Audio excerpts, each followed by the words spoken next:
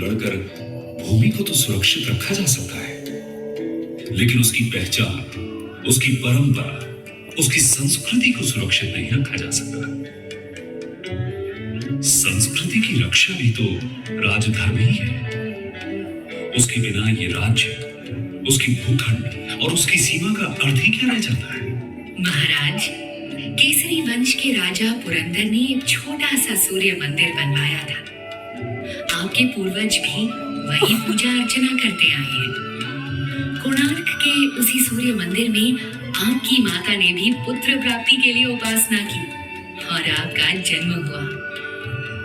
आज वो मंदिर जीर्ण अवस्था में पड़ा हुआ है महाराज।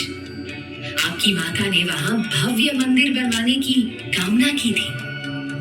आप उनकी मनौती पूरी करें। शायद कला संस्कृति के विषय में आपकी सोच का आरंभ यहीं से हो। अद्भुत!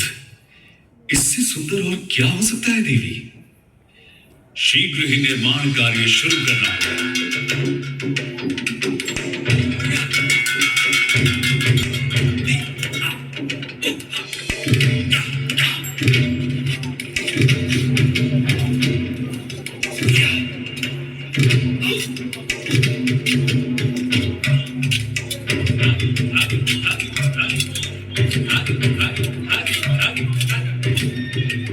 निर्माण योजना पर कार्य रूप दिया जाने लगा।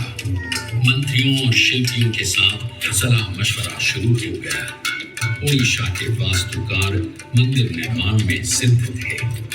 ईसा की 7वीं सदी से अब तक ओडिशा के शिल्पी उम्दा भवनों और मंदिरों का निर्माण करते आए थे।